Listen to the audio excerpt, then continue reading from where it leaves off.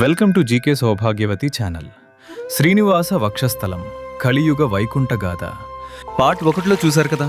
వైకుంఠాన్ని వదిలి వచ్చిన స్వామి పుట్టలో తపస్సు చేస్తూ గొల్లవాడి గొడ్డలి దెబ్బకు గురయ్యాడు. మరి ఆ తర్వాత ఏం జరిగిందో ఇప్పుడు పార్ట్ 2లో చూద్దాం రండి. ఆ గొడ్డలి దెబ్బ తగిలిన తర్వాత శ్రీనివాసుడు ఏం చేశాడు?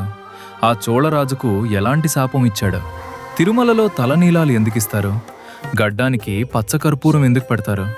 ఈ రహస్యాలన్నీ ఇప్పుడు తెలుసుకుందాం. గొడ్డలి దెబ్బ తగిలిన శ్రీనివాసుడిని చూసి గోపన్న కింద పడిపోతాడు. శ్రీనివాసుడు తన నుదుటి నుండి కారుతున్న రక్తాన్ని తుడుచుకుంటూ కరుణతో గోపన్న వైపు చూసి తన చేతితో తాకగానే గోపన్న ప్రాణాలతో లేచి నిలబడతాడు. గోపన్న దివ్య తేజస్సును చూసి వణికిపోతూ, ప్రభూ, ఎవరు తండ్రి నువ్వు? నేను ఆవును కొట్టబోతే అడ్డు వచ్చావు. నీ నుదుటి నుండి రక్తం కారుతోంది. నేను పాపాన్ని చేశాను, నన్ను చంపే ప్రభూ. శ్రీనివాసుడు, భయపడకు గోపన్న, నీ యజమాని పట్ల నీకున్న విశ్వాసమే నిన్ను ఇలా నడిపించింది. నా భక్తురాలైన ఈ ఆవును కాపాడటానికి ఈ గాయాన్ని నేనే ఆహ్వానించాను. గోపన్న కాళ్ళ మీద పడి, నన్ను క్షమించు స్వామి. శ్రీనివాసుడు, గోపన్న, నీ నిజాయితీకి మెచ్చాను. కలియుగంలో నేనిక్కడ వెలిసినప్పుడు ప్రతిరోజు ఉదయం నా మొదటి దర్శనం నీ వారసులకే, యాదవ సోదరులకే లభిస్తుంది. నీ వెళ్ళు.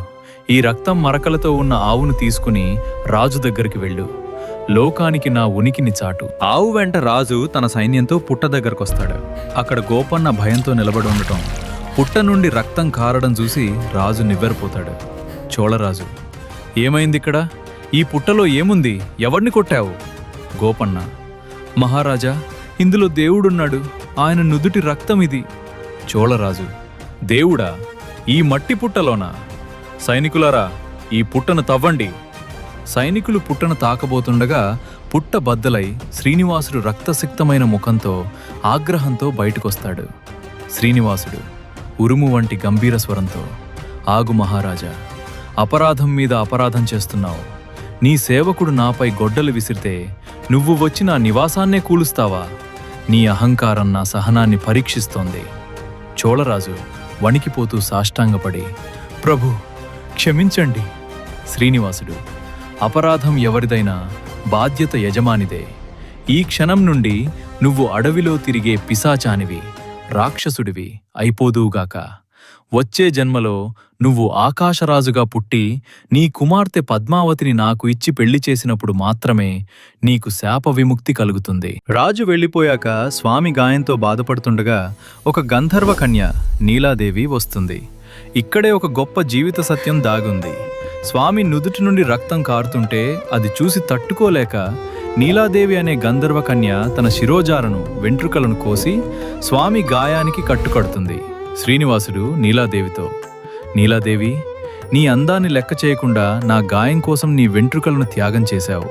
అందుకే నా భక్తులు తమ అహంకారాన్ని వదిలేసి తమ తలనీలాలను నాకు సమర్పిస్తారు. ఆ నీలాలను నేను నీకే అందజేస్తాను. అందుకే తిరుమలలో తలనీలాలు సమర్పించేసే సంప్రదాయం మొదలైంది. స్వామి ఒక చెట్టు కింద కూర్చుని ఉండగా వకులామాత వస్తుంది. వకులామాత, నాయనా, ఎవరయ్యా నువ్వు? ఈ అడవిలో రక్తంతో పడి ఉన్నావు. అమ్మా, నీ బిడ్డ కోసం మళ్ళీ పుట్టు వచ్చావా? వకులామాత, నన్ను అమ్మా అంటున్నావా? నా కడుపు తరుకుపోతూ పోతుంది బాబూ. పద, నా ఆశ్రమానికి పద. నీ గాయానికి మందు వేస్తాను. వకులామాత ఆశ్రమంలో స్వామి గాయానికి సేవ చేస్తున్నప్పుడు వకులామాత ఒక సందేహం అడుగుతుంది. వకులామాత, నాయనా, నీ నుదుటి గాయం నీలాదేవి వల్ల మానిపోయింది. కానీ నీ గడ్డం దగ్గర కూడా ఏదో గాయం ఉన్నట్టు అనిపిస్తోంది ఏంటి? శ్రీనివాసుడు నవ్వుతూ, అమ్మా, కాలక్రమంలో అనంతాల్వార్ అనే నా భక్తుడు భక్తి పారవశ్యంలో నా గడ్డంపై గొడ్డలతో కొడతాడు. ఆ గాయం చల్లబట్టానికి పచ్చ కర్పూరం రాయాలి. అందుకే నేటికి నా గడ్డానికి భక్తులు పచ్చ కర్పూరం పెడతారు. ఇలా స్వామివారికి తగిలిన దెబ్బలకు బొబ్బలకు భక్తులు చేసే సేవలే నేటికి తిరుమల ఆచారాలుగా మారాయి.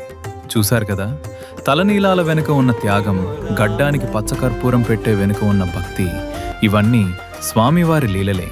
అయితే అసలు కథ ఇప్పుడే మొదలైంది. శ్రీనివాసుడు వేటకు బయలుదేరాడు. కానీ ఆయన వేటాడబోయేది జంతువులను కాదు, తన ప్రాణప్రియమైన పద్మావతి మనసును. కానీ ఒక సామాన్య వేటగాడిని చూసి రాజకుమారి పద్మావతి ప్రేమిస్తుందా? అసలు పద్మావతికి శ్రీనివాసుడికి మధ్య జరిగిన ఆ మొదటి పోరాటం ఏంటి? శ్రీనివాసుని చూసి పద్మావతి చెలికత్తెలు ఎందుకు రాళ్లతో కొట్టారు? వకులామాత తన కొడుకు పెళ్లి కోసం ఆకాశరాజు దగ్గరకు రాయబారం ఎలా పంపింది? ముందు ముందు జరగబోయే ఆ ఆసక్తికరమైన సన్నివేశాలు, అద్భుతమైన సంభాషణలు అస్సలు మిస్ అవ్వకండి. శ్రీనివాస కళ్యాణ ఘట్టం ఆ అద్భుత దృశ్య కావ్యాన్ని చూడాలంటే వెంటనే పార్ట్ 3 చూడండి. ఏం జరగబోతుందో తెలిస్తే మీరు ఆశ్చర్యపోతారు. పార్ట్ 3లో కలుద్దాం. అస్సలు మిస్ అవ్వకండి.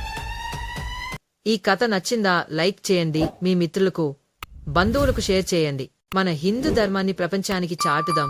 ఈ పవిత్ర ప్రయాణంలో ప్రేమతో భక్తితో మా జీకే సౌభాగ్యవతి ఛానల్ని సబ్స్క్రైబ్ చేయండి. ఓం నమో వెంకటేశాయ.